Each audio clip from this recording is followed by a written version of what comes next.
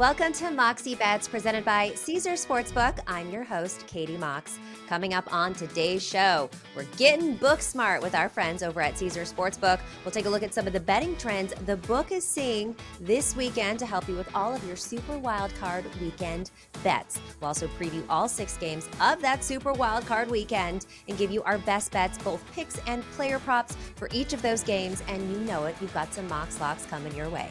But first, let's welcome in our very special guest, Max Meyer, editorial content writer for Caesars Sportsbook. Max, how we doing? I'm good and really excited for these upcoming games. I just hope they're more competitive than this past Monday. Yeah, I hope so too. Except for the Niners and Seahawks game. That one doesn't have to be all that competitive for me. But let's get in and let's get some book smart. First up, quick trends going into this weekend. Some big picture trends here. Underdogs covered this season, making it the 5th straight year that they've had a winning record. Unders also cashing this year. They went 149, 119, and 3, the best against the spread records this season. 4 teams that are in the playoffs: Giants 13 and 4, Bengals 12 and 4. Worst against the spread, well, that's Tom Brady and the Buccaneers, 4-12 and 1. They play the Cowboys on Monday night. Max, let's go ahead and start with the Jags at the Chargers. It's the first time that both Herbert and Lawrence will make their playoff debuts, both the youngest ever for both of their clubs to get into a playoff. Lawrence, of course, turned the Jags' losing season around by winning the AFC South in week 18 against the Titans. Herbert and the Chargers, they were plagued with injuries all season long. However, they managed to squeak into the playoffs, even with all those injuries, and they seem to be getting healthy at the right time. What trends are the books seeing with this game? Yeah, so we opened Chargers 2.5. It went all the way down to pick, and now it's back up to Chargers 2.5. So like the line movement would suggest, it's really been a tug of war between, respected money on both of these teams. So the Chargers have gotten majority of the spread action, about 64% of the tickets, 65% of the handle. Jaguars, on the other hand, though, they've gotten about 57% of the tickets for money line, 62% of the handle. So early on, it was a lot of sharper Jaguars money line handle that was driving this line down. But then other respected bettors came in when the Chargers were at pick and when money line was at minus 110, and then they drove the price back up. And so whenever you have a line that's this tight, especially between two teams with such talented quarterbacks, but also both making their playoff debuts, you're going to have a lot of differing opinions. And that's exactly what's happened in the market so far for this game. I'm so mad that I didn't grab it at Pick'em because I love the Chargers actually in this spot. I still like them minus the 2 or the 2.5, depending on where it ends up. I'm going to take it at that. But man, when it was at Pick'em, I should have taken it with all of the sharp bettors that you said. Now let's look at the 49ers and the Seahawks. Mr. Irrelevant, Brock Purdy, has become more than relevant. The kid already has a jersey in Canton. So he'll be making his first playoff debut against a bitter NFC West rival in the Seahawks. Where are bettors placing their money with this one? It's a large spread, 10. Yeah, so it's been bouncing around between 10 and 9.5 all week. Niners, they've gotten about 72% of the tickets, only 52% of the money. We have gotten some bigger bets on the Seahawks as well. Anytime you have a divisional battle again, I mean, these teams have already played each other twice. They're familiar with one another. Respected bettors are going to take the points, especially when the spread is that high. And so not too surprising to see some Seahawks action, especially at that number. One lopsided bet has actually been the under for this game, which is now at 42.5, down from 43. About 91% of the handle has come in. And that under has gotten nearly twice as much money as any other total bet for Super Wildcard Weekend. Well, one, I think that makes sense when you think about the weather that's in California right now with the bomb cyclone. It's, I think, a 90% chance of rain during the game. Obviously, this is a very, very defensive-minded team with the 49ers. I mean, they have allowed a league-leading low for points per game in the first half. And, of course, they had those 4 games with second-half shutouts. The Seattle Seahawks offense really hasn't been able to get moving versus the 49ers. And when you couple the weather with the defense and their offensive struggles, it does make sense. But anytime there's 90% on one side, it does cause you to kind of, I don't know, look the other way possibly. But I don't know that I could take this over. What do you think personally about this game? For me, like the 49ers, their past 2 games against Raiders and Cardinals, both of those were low totals, and both of those soared over. I Yeah. mean, everyone remembers Jared Stidham, torching the 49ers defense, but David Blau last week, he got that, the flea flicker off to AJ Green, and the Cardinals offense was better than expected. And the 49ers offense, they just have so many pieces, and against the Seahawks defense that is really, kind of cratered, at least end of the season compared to the beginning of the season. I think the 49ers will get their fair share of points. But like you said, weather is such a key part, especially if there's wind. Rain, it doesn't necessarily impact the total as much, which is why it's only dropped half a point. But if there were to be, winds from the bomb cyclone, then that obviously would be the key weather factor there. The bomb cyclone, when you think about weather systems, it just sounds like a rager, like a party, like a bomb cyclone. I mean, I know it's not necessarily that, and I'm glad that we're not in California experiencing this. You and I both lived there for a time, but just the name bomb cyclone just always makes me giggle because it sounds like it's one of those things like, hey, you going to the bomb cyclone? No, sorry, I got to work tomorrow. It just sounds like it's like an all-night rager. But that's neither here nor there. I'm more of a Yeah. squall guy personally. hitting the squall heavy tonight. Okay, I love that. All right, moving on. Let's take a look at the boys and the Bucks. Dak Prescott has yet to defeat the GOAT in their last 2 games since Brady became a Buccaneer. Can the Cowboys pull it off after a less than stellar performance in their last couple of games? Max, what are you seeing with this matchup? It's actually, so we open this Buccaneers +3. And typically earlier in the week when there's line movement, that's usually from sharper money. And sharps as well as the public have been on the Buccaneers. And now it's down to Cowboys favored 2.5. For the spread, it's actually been pretty good two-way action. Since we moved the line down to 2.5, we've been seeing more Cowboys money come in on the spread. It's about Cowboys 52% tickets, Buccaneers 55% handle on the spread. Predictably, money line, it's more lopsided with Buccaneers getting over 80% of the tickets, about 66% of the handle. Obviously, it's Tom Brady in the playoffs. He's never lost to the Cowboys. He's a home underdog. Cowboys have been struggling down the stretch. Dak Prescott seemingly throws a costly interception every game. I mean, they just looked awful against the Commanders. So not a big surprise that there's so much overwhelming support on the Bucs to win this game outright. Yeah, I think especially when it comes to the postseason, people have learned their lesson not to bet against Tom Brady. I bet against him in the Super Bowl. I thought there was no way that Patrick Mahomes would go an entire game without throwing a touchdown. So it's like you got to put your faith in Tom Brady, even though Tom Brady really hasn't looked as good as we've seen, certainly not that offense. The only thing that worries me about this game is if that Cowboys offense gets clicking, if they start putting points on the board, it's going to be very hard for the Buccaneers to catch up at that point. So I think the Bucs are going to have to rely heavily on their defense to kind of stop this potential passing attack. But to your point, Dak Prescott has not looked good, and he's good for an interception every game. I'll be interested to see what that interception line is. I'm sure it's going to be heavily, heavily juiced considering he's thrown so many. For sure. And, and there's definitely questions about the Bucs coaching staff as well, particularly their offensive play calling. I mean, for me, if I were to make a play for this game, I would tease the Bucs. I would do a 2-team 6-point tease. I think getting the Bucs at 8.5, just so that way you cross over those key numbers of 3 and 7. And then I would look to another team like the Giants. They're currently +3 right now against the Vikings, and then going up to +9. I mean, this is a Minnesota team that, besides facing Nathan Peterman last weekend, hadn't beaten anyone by more than 1 score. And I think that those two teams keep it close. So that's how I personally would attack this game. I love that, and I'm going to tell you on that teaser. I'm already on the Giants to cover, and I think I'm going to sprinkle a little bit on the money line too, because I just think that the Vikings are frauds with their negative point differential and having 12-plus wins. I mean, the only team in the history of the NFL to have negative point differential. So, and the Giants are frisky, and Dable's a dog, and it took the Vikings that game-winning field goal, 61-yard field goal, as time was running out to beat the Giants in the first one. So I love teasing that number up, and certainly with this game as well. Of all of the games this weekend, what's your best bet? What are you definitely putting your money on? Is it this teaser or you got something else? I love this teaser personally. Man, if I have to go, I mean, this weekend's kind of tough just because we've seen with the Bills and the Bengals. Yeah. I mean, those lines have obviously, skyrocketed with the quarterback news.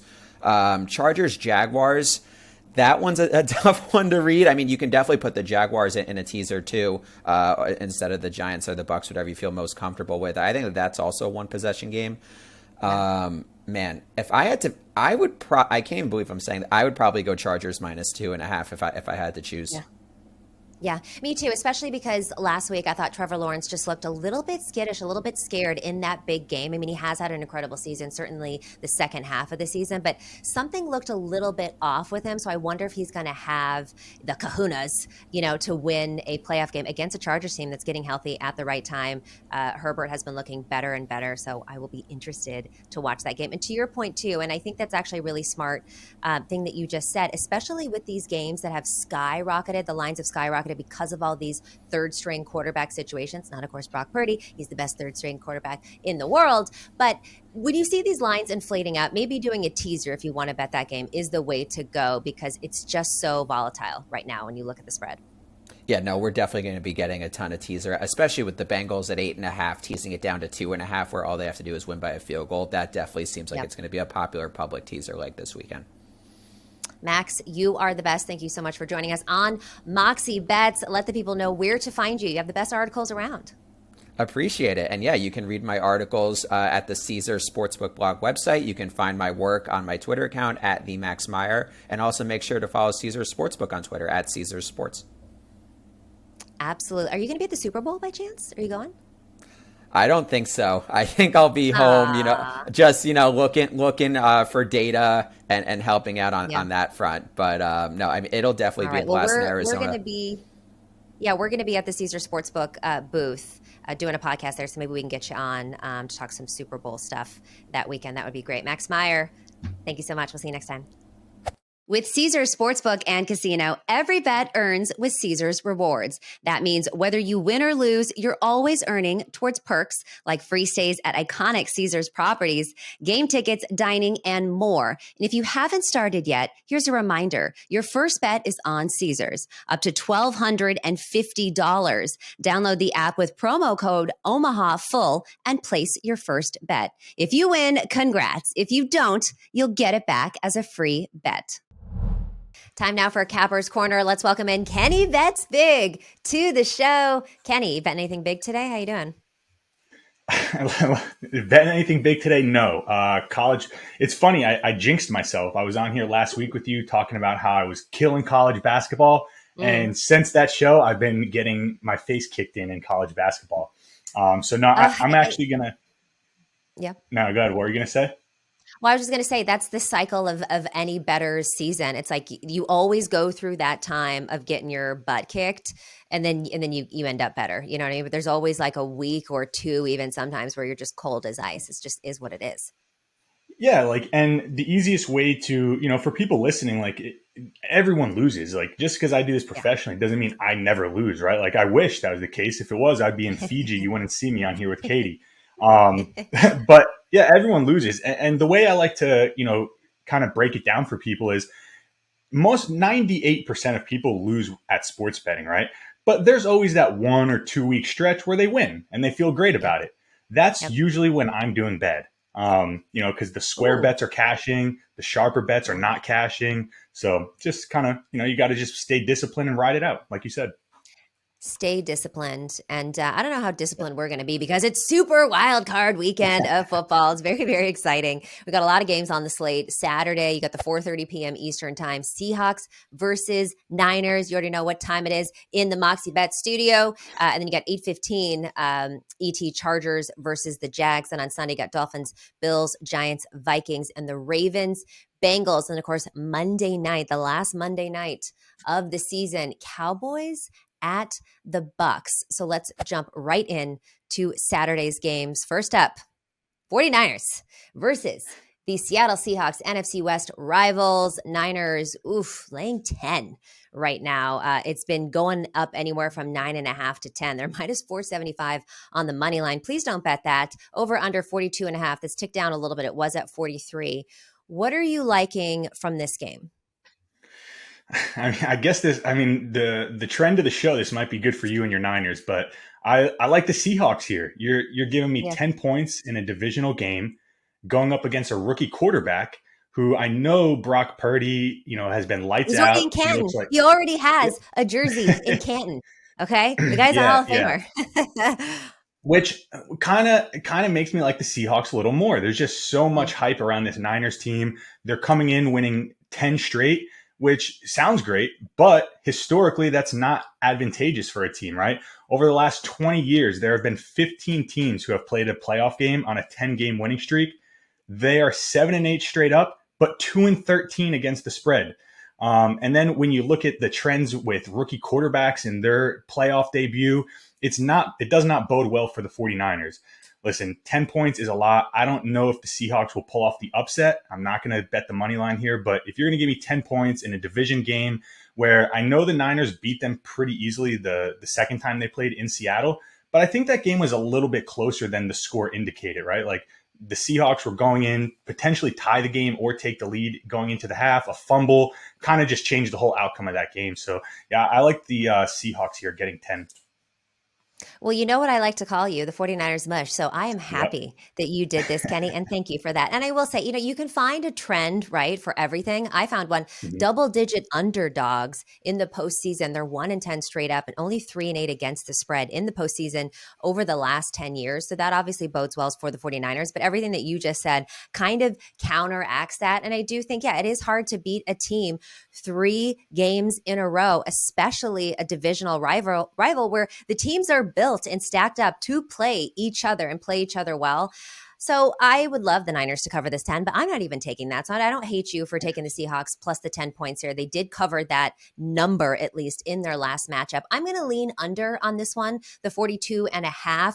You got the bomb cyclone that's descended upon California, and weather, rain, the wind, I guess, isn't that much of a factor, but there's going to be a lot of rain, 90% chance of rain during this game. And then you look at this Niners defense, who have been absolutely incredible. They were able to neutralize the Hawks offense in both of these games. I do think it's going to be more of a ground and pound kind of approach. I think that the Seattle Seahawks defense is going to come together and be a little bit better than they were in Seattle versus Brock Purdy. And I hear you about rookie quarterbacks, but I don't think that Brock Purdy is your typical rookie quarterback. I mean, this kid is an absolute stud. But I do lean on the under in this one, 42.5. Are you looking at any prop bets? Yeah, I mean, he's a stud, but he's a rookie, and I just think he's been overachieving. So I'm going to go Brock Purdy to throw an interception. I took this the last time he played the Seahawks, and it should have cashed pretty easily. Diggs dropped a cookie right in his hands. Yep. So I just playoff atmosphere. I think the stakes, obviously, everyone knows they go up a little bit. A lot of pressure on this young kid stepping in, Mr. Irrelevant. So yeah, I think he'll make a mistake. Like I said, I do think the Niners will ultimately win the game, but I do think it's going to be a close one. And like you said, it's going to be a tight defensive battle. So yeah, I think he'll throw a pick here. All right, I could take that. I could take him throwing a pick. But I will say, we keep thinking that Brock Purdy is overachieving. We thought about it the first game when he completely outdueled Tua, who at that point was one of the hottest quarterbacks in the league. I thought, okay, he came in. We'll see how he does against Tom Brady and this Buccaneers defense. Oh, now he's the goat slayer because he went in there and absolutely slayed against the Buccaneers and made a fool out of Tom Brady in front of 100 of his close friends and family that he had at that game. And then we're like, all right, well, that's still at home. Let's see how he does in Seattle. One of the hardest places to play. How do you do in Seattle? He killed it in Seattle. So I don't know. This kid at this point, I am drinking the Kool-Aid on this kid. He just keeps surpassing everything. So I think he's going to come out and have a banner game, which is why I like him over 1.5 passing touchdowns. He's at -115. He's had at least 2 passing touchdowns in each of his 5 NFL starts, including in Seattle. He's the only quarterback since 1950 with a win and multiple passing touchdowns in each of his first 5 starts. That was Kurt Warner before that. So look, I think it's going to be a ground and pound. I think they're going to run the ball a lot, specifically in this weather, but some short, quick passes in the red zone are upon us. And I think we're going to see a big game from George Kittle, which we have been seeing. So I'll give you my second bet, and then I'll go to yours. George Kittle over 3.5 receptions. Why is it at 3.5? Why are the books still putting this at 3.5? The corn connection, which is what I'm calling it now, between Purdy and George Kittle. I know they went to different Iowa schools, but they were clearly eating the same corn, and it has been paying off. He's had at least 2 touchdowns in 3 of his last 4 games, and he hasn't had under 4 receptions since Brock Purdy came to be the quarterback. So I also like him for an anytime touchdown. What do you think? Yeah, I mean, Kittle, it's funny because we kind of talked about it, probably 6-7 weeks ago, how this Niners team, when Kittle's like the focal point and he's really involved, that's when they seem like they're at their best. And Kittle and Purdy have the best connection, right? Like I think Kittle's Point been connection. looked the best with Purdy under center. I But agree. And you let me know ask, what? You and I teeter with doing George Kittle with 2+ touchdowns plus his yards or his receptions. We actually have to lock in that this week because we have missed out on it. It is cashed every single time we talk about it and then we don't take it. We have to take a Kittle for 2 touchdowns with maybe his receptions or his yards. We have to. yeah, and the Seahawks, they struggle defending the tight end, so it should be a wide open field for George Kittle, like we saw a couple weeks ago when they played in Seattle, and I had to watch George Kittle score 2 touchdowns and me say, God, why did I not bet that again? I want to ask you something though, as a Niners fan.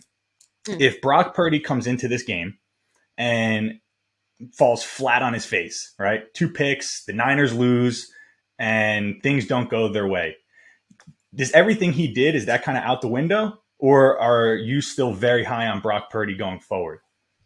I just think you said an impossible situation that's not happening. I mean, there's nothing inside of me that thinks that the Seahawks can come out and win this game. And by the way, if the Seahawks do come out and win this game, that is a defensive failure by the 49ers and not necessarily a Brock Purdy situation. And also, you got Brock Purdy. All we need him to be is serviceable. Now, he's been more than serviceable, but you look at Christian McCaffrey, you look at Deebo Samuel, Ayuk, Juszczyk, Kittle, all of those players. If all of those players somehow lay an egg, that's a team failure. I wouldn't put it on Brock Purdy. Okay, I can respect that. What are you most afraid of as a 49ers fan? Because coming into this, the Niners look like the team to beat, right? Like they look unbelievable.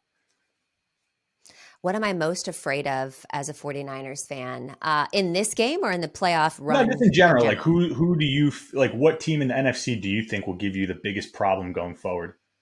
The Eagles. I think it's going to be Niners and Eagles? Eagles in the NFC Championship game. And that is going to be a battle because that is a very talented football team on both sides of the ball. And I think that's going to be our biggest challenge. I think we can neutralize Dallas, if Dallas squeaks through, considering, what the Commanders were just able to do to them, holding them to just 6 points. I think that the Bucks might win this next game, but we're not. I know you love Tom Brady and I love the Buccaneers. They're not getting much farther than that. So I think the biggest challenge is going to be the Eagles. Okay. Yeah, that's what I was thinking. And an Eagles-Niners game would be pretty fun to see. Oh my God. In Philadelphia too. That's just going to be absolutely wild. Do you have any other props you're looking at for this game? No, just the 2 bets there for me. As it gets closer, maybe see how the lines move. Maybe I will probably jump on that George Kittle with you just because we've missed it a few times, like you said, and it does seem like free money because like him and Purdy, the connection is there. So he's had 2 touchdowns in 3 of his last 4 games. Like that's wild. That's wild. So we have to take it. Anyways, moving on to Saturday night's rematch between the Chargers and the Jags. The Jags ended their season on a high note, finished with a winning record, and of course winning the AFC South after a pretty rocky start. Jacksonville crushed the Chargers in the regular season 38-10. Could this be a revenge game for Justin Herbert? What are you liking in this game? Chargers -130 on the money line. It was a pick 'em. And now it's gone to Chargers -2.5. This over under 47.5. What do you think? So I lean Jaguars here, and the line's back up to 2.5. It opened at 2.5, and it dropped down real quick to 1, but now it's back to 2.5. I'm probably going to wait to actually bet this because if Mike Williams is announced he's going to play, you might be able to get the Jags +3. Ultimately, I do think this game will come down to a field goal either way. And you mentioned that revenge spot for the Chargers, who got throttled by this Jaguars team 38-10 earlier this year. A lot of people get caught up thinking like, oh, the Chargers are going to be very motivated. This is a big revenge spot. I think it was last season or the year prior, Action Network actually put out an article showing how historically teams who meet in the regular season and then meet again, like they play a game in the regular season and they play again in the playoffs, like this game here. The team who won the first game typically wins the second game like 72% of the time, which is a staggering number. That is a staggering number. And I'm still leaning Chargers. I'm still leaning Chargers this one. I'm not exactly locking. I wish I would have got it at Pick'em. But I didn't hop on it fast enough, and I'm still kind of waiting right now. This might be one that you throw in a teaser, a 6-point teaser as well with another game, possibly the 49ers and or something like that. But I just think that Trevor Lawrence looked a little shaky in week 18. It was a big game for him. They had to win that game in order to get into the playoffs and to win the AFC South. And I don't know. He just looked a little nervous. He wasn't as decisive and as good as we've seen him in the second half of this season. On the other side, Justin Herbert, the kid's a stud. And I guess I've been high on Justin Herbert all season long. It has not paid off for me very well, especially with our early season predictions, but they were able to still squeak into the playoffs here, and they are getting healthy at the wrong time. Like you said, Mike Williams, we'll have to see what happens there. Joey Bosa, he came back from injury and then ended up, he's got a tight groin or something like that, but he's expected to play. I just think that this defense is going to be better. And I believe in Justin Herbert and his ability to air this out. So I'm going to lean on Chargers -2.5. Or is there any props that you like for this one? Yeah, so I've cashed on this one a few times this season. I'm going to go Justin Herbert under 7.5 rushing yards. This is actually cashed in 10 games this year. So, if you bet it every game, you're winning money. Yeah, it's plus 100 on Caesars Sportsbook. I just think since he's been pretty banged up all year, but he's toughed it out and he's played through it. But I think since he's injured those ribs, he's kind of a little more hesitant to run and kind of escape out of the pocket. So I think we'll see him kind of just play more conservative, slinging it around. And I know that kind of plays into one of your bets you like. Yeah, and honestly, I love that one, and I'm mad that I didn't take that and think of that, so I might tail that with you. I'm taking Trevor Lawrence actually over his rushing yards. That's at 14.5, -115. So he hasn't come close to this number in the last two games. In fact, in the last game, he was negative in this. However, when he's been up against tough defenses, he tends to scramble a bit more. With the Jets, Dallas, Detroit, all over 20 rush yards. Again, I don't think that the Jags are going to win this game, so I don't think there's going to be any kneel downs. I could see him getting a little bit spooked and trying to use his legs a little bit more like he's done with these very stout defenses. So I'm going to take him over that 14.5. But I love Herbert under his as well, because like you said, since he injured those ribs, he has not been as daring with his legs. He likes to stay in the pocket and protect his ribs, which of course makes a lot of sense. But what I do like from Justin Herbert, I like him over 37.5 pass attempts. He's just been airing it out, and I definitely think that he's going to continue to do that. I was looking at his yards. They were pretty high. The Jags defense has been pretty stout, but I definitely think he's going to be trying, and he's going to be slinging this ball, so I like him over his 37.5. I like that one a lot, especially when you look at the pace of play of both of these teams. Like the Jaguars, I think they give up the fourth most plays to opponents. So the Chargers should have a lot of plays to run. And, it's kind of a situation like if you're the Chargers head coach and you have Justin Herbert out there and this type of game with this much on the line, are you going to just turn around and have him hand the ball off? Or are you going to let your best player go out there and make plays? So, yeah, I think that I like that one a lot. Great. Anything else you're looking for this game? Yeah, it's there's no line yet. I'm assuming the books are waiting to see what's going on with Mike Williams to set some of these props for the Chargers receivers and tight ends. But I like Everett over reception yards. The Jaguars are dead last in defensive DVOA versus opposing tight ends. I love this too, and I was actually looking for that prop as well, but they don't have him listed on Caesars, which hopefully they have that more game time. But I love this prop bet too, so I'm definitely tailing that one with you. Yeah, Everett he's going to have a monster game. All right, moving on. Dolphins at Bills. Now, this line is crazy, right? It's absolutely skyrocketed with the news of Tua officially being out for this game. Bridgewater also is questionable. He's limited in practice, which means we could get their third string quarterback. Bills -13. It's just huge, double digit, over under 43.5. Bills on the money line -750. There's some squares out there that will be betting that, but please don't. What do you think? Yeah, this is a tough one, especially when you consider all things, right? The Damar Hamlin situation just kind of seems like this is setting up for just an absolute beatdown of the Miami Dolphins. So I'm going to go the Buffalo Bills win all four quarters. For those listening, if you don't know what that means, just means they have to score the most points in every single quarter. I wouldn't be shocked if this is like a 40 something to like 7 type of game. Yep. We saw what the Dolphins have done when Tua's not in there. The offense is very, very bad. They struggle to move the ball, even with all those weapons around these quarterbacks. So, yeah, I just think this is going to be a beatdown, kind of like the games we saw the Bills and Dolphins play last year when the Bills would just throttle them every time they would see them.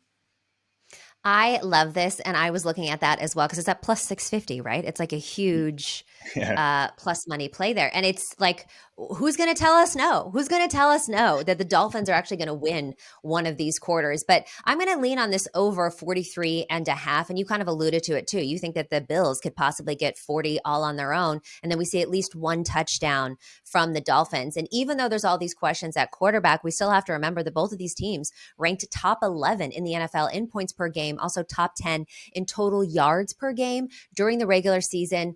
Miami still has offensive weapons, okay? They still have a lot of weapons at their disposal. They are good for at least one touchdown, and the Bills could just possibly get 40 on their own. Buffalo's 4-1 to the over in its last 5 home games and postseason matchups, also 4-1. And Miami has actually hit the over in 6 of their last 7 games on the road. I don't know that we get another 61-point game like we had just less than a month ago, but 43 and a half feels too low for me when you look at the offense of Miami, sans the quarterback, and then you look at Buffalo, and Buffalo right now just I mean, I have a futures ticket on them to win the Super Bowl now. I hope the 49ers get there, and maybe I lose that ticket, but I'm still high on Buffalo in the AFC. And I'm actually going to kind of piggyback on what you said earlier with Buffalo to win each quarter. I like them to get a touchdown, the first scoring play of the game. That's at minus 109. Naeem Hines on a punt return last week for a touchdown. He had 2 of those. Miami ranks in the middle of the pack in opposing kick return yards. I don't know. There's something divine happening. You know, I feel like God is on their side and certainly on Naeem Hines' side. I wouldn't be surprised if we see a punt return for a touchdown as the first scoring play of the game, or Josh Allen methodically just moves down the field and gets a touchdown. But I like Buffalo for a TD for a scoring play. Yeah, I don't know if you saw the when Hines took that kickoff back for the score, it had been 3 years and 3 months since Buffalo had taken a kickoff back for a touchdown. How crazy would it be if he does a third kickoff return for a touchdown in 2 games, right? Oh, yes. Nuts. Even more reason to take this. And I wonder if you can actually bet the first scoring play to be a kick return. I don't know. We'll have to see. But yeah, no, I love that. I love that. What else do you like in this game? One thing I don't know what it is because I wasn't really looking into it, but after hearing you kind of go through that and just thinking about the Dolphins, how they're going to play this game, the Bills' defense or special teams touchdown might not be a bad play either. Maybe like True. parlay that with the Bills' money line. Hell yeah. Hell yeah. So I'm looking Dawson Knox over 31 and a half receiving yards. You can find that on Caesars Sportsbook. Dolphins, like I said, I don't see them doing much this game. Dawson Knox went for 6 catches, 98 yards, and a touchdown the last time they played. I think we'll see a lot more of that. And he's one of Josh Allen's favorite targets in the red zone when things get tighter down there. So I think he'll see his healthy share of targets, and 31 and a half yards. I think he'll hit that pretty easy.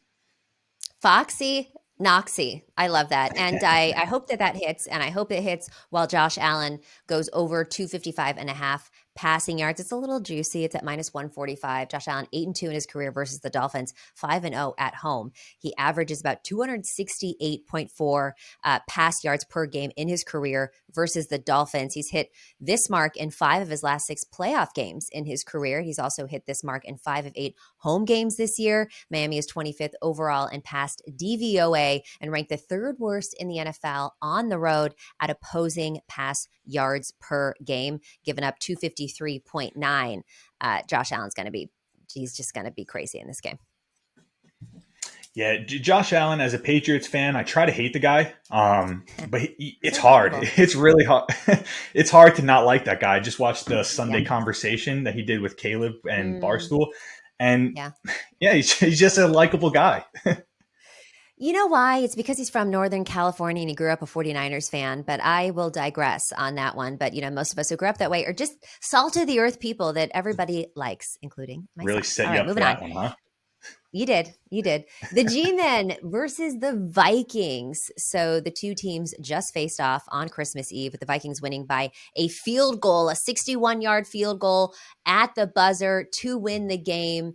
Giants money line plus 140, Vikings minus 165. Spread is 3, over under 48. This one's interesting because the Vikings have a much better record than the Giants do, yet books are kind of disrespecting them a little bit and just giving them basically home field advantage. If this were a neutral site, it might be a pick 'em. What do you think? Yeah, it's pretty crazy. The line's only at 3. But I see the Giants feel like that trendy kind of public underdog where it seems like a lot of people are behind them. We've been hearing for the last few weeks, are the Vikings fraudulent, right? Like their win differential is not the point differential is not very good. They've won a lot of one possession games, which we all know in the NFL is not sustainable over a long period of time. But give me the Vikings here. I talked about it before, how teams, when they rematch in the playoffs, the team who won prior has a very big advantage in that second game. And I just feel like this kind of feels like a game where the Vikings kind of go crazy. They explode.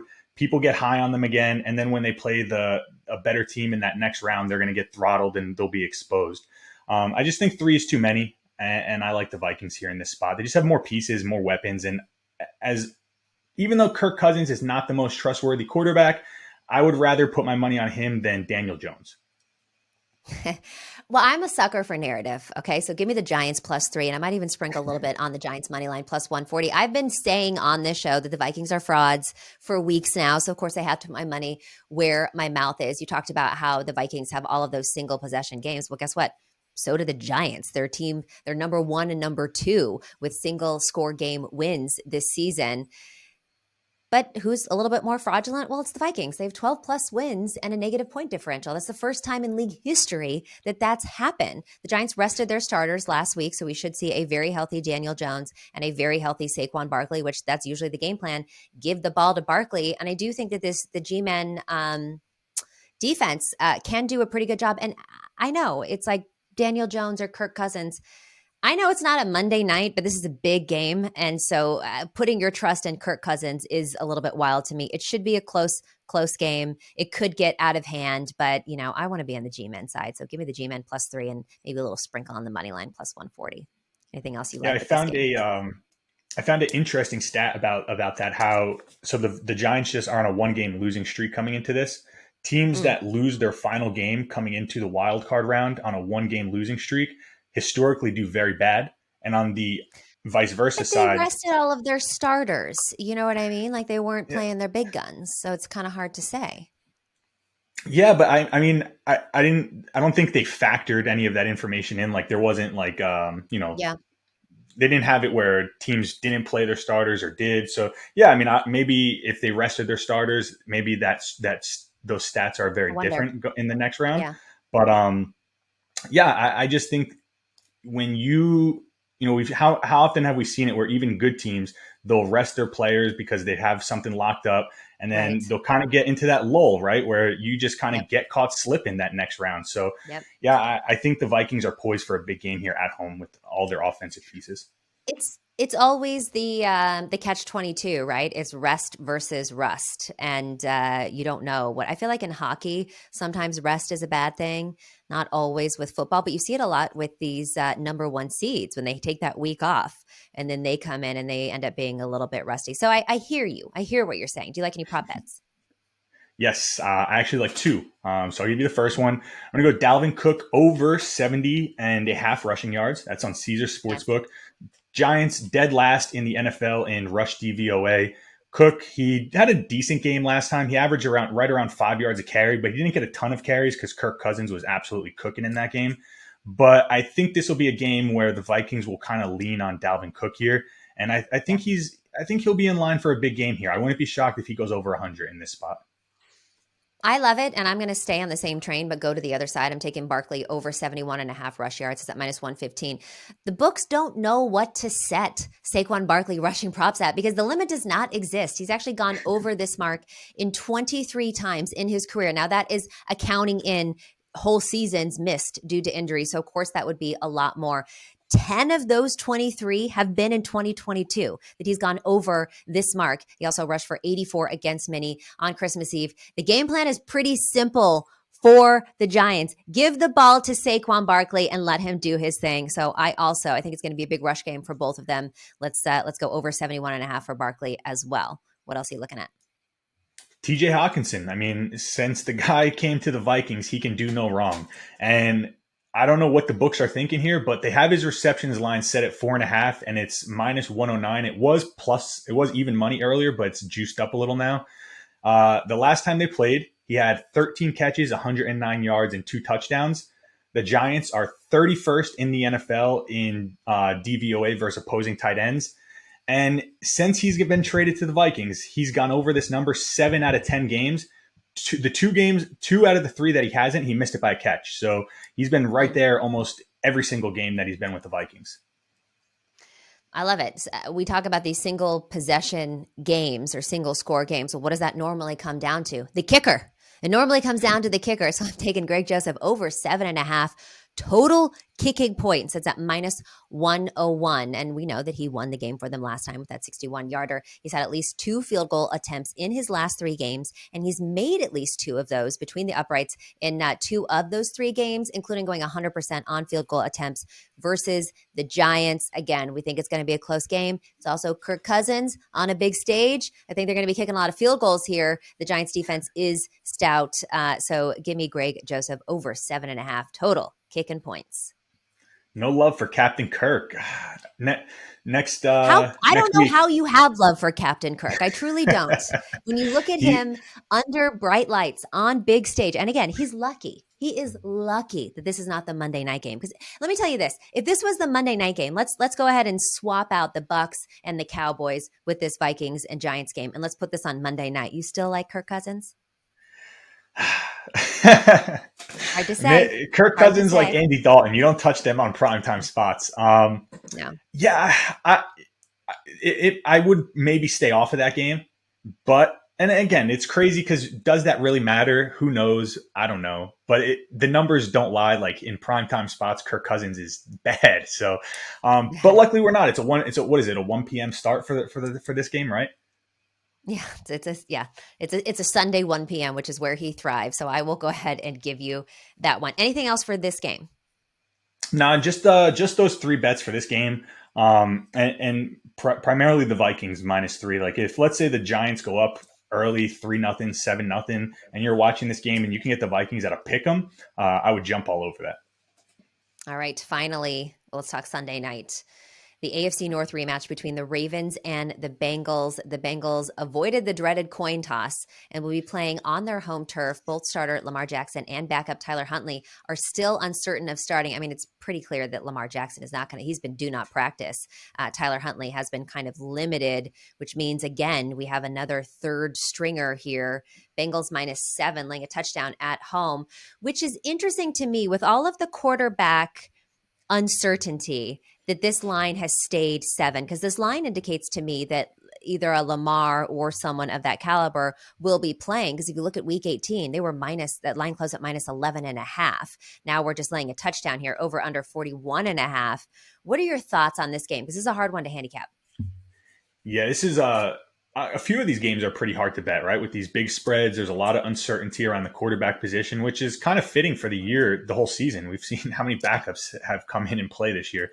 The year of the backup, yeah. Yeah. But one, Lamar Jackson, I don't know what's going on with that guy. He just broke my heart this year. I really thought he was going to step in and play and lead them to a nice playoff run, but it doesn't look like that's going to happen. Something in my heart is telling me the Ravens win this game. But I'm not putting my money on the Ravens to win this game. Yeah. Blew me away with that one. Yeah. Although you've blown me away with something before, and that ended up cashing. So we'll go ahead and clip this as well. If that you're going against Joe Burrow, okay, keep going.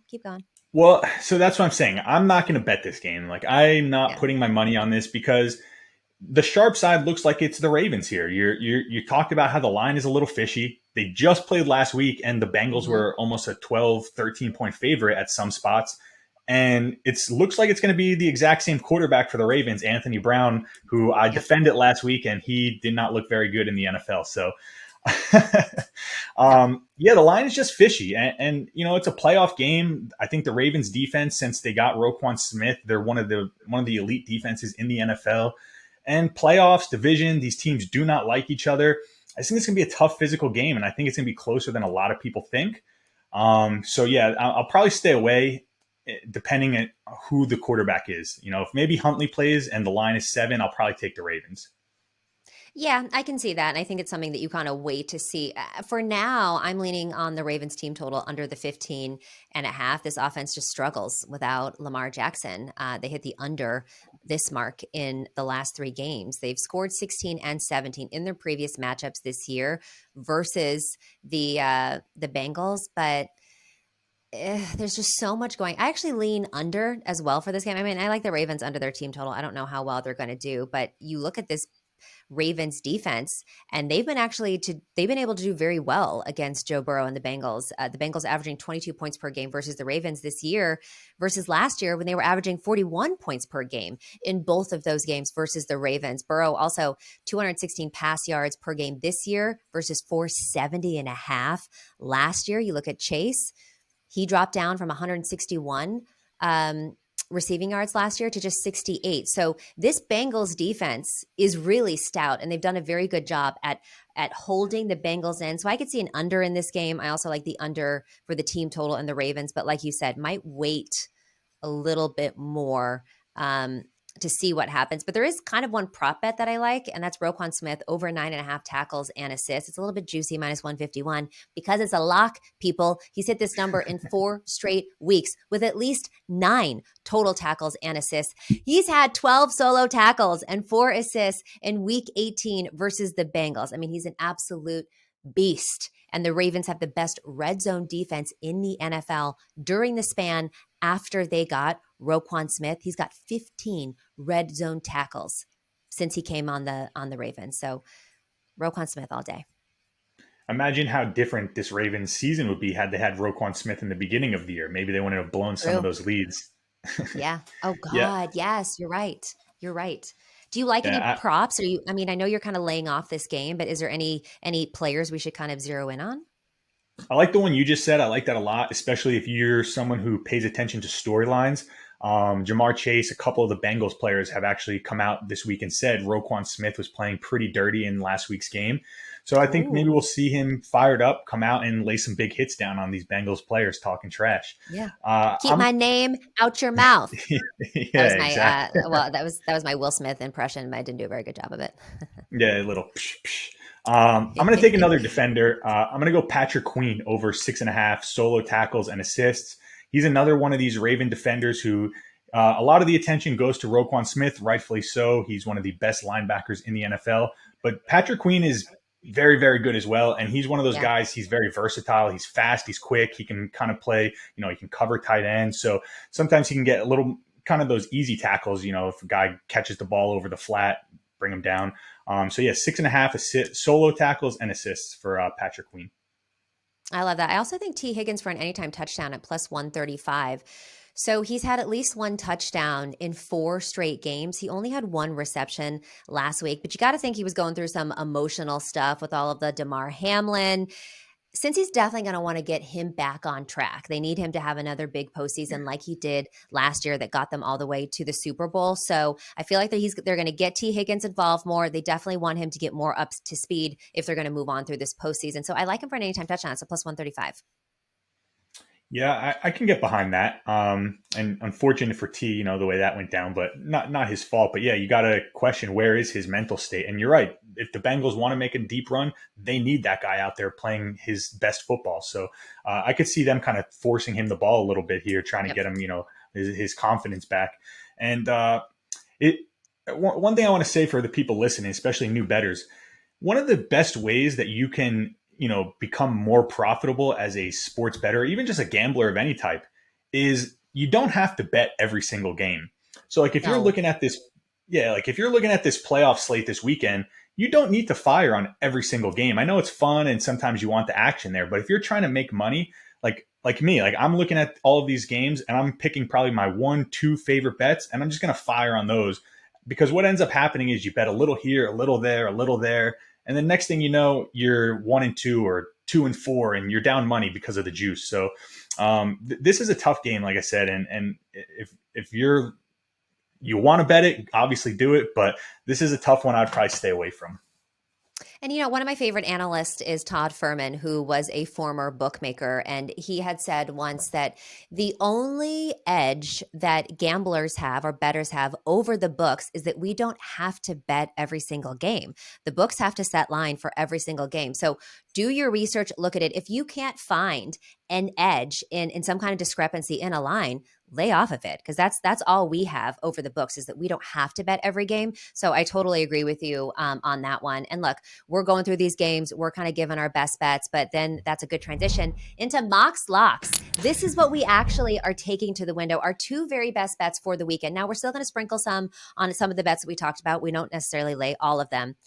My number one lock, Kenny, Kittle for an anytime touchdown at plus 180. I also like the Giants plus 3. I'm all narrative, baby. Give me the Giants plus the 3. What are your two locks?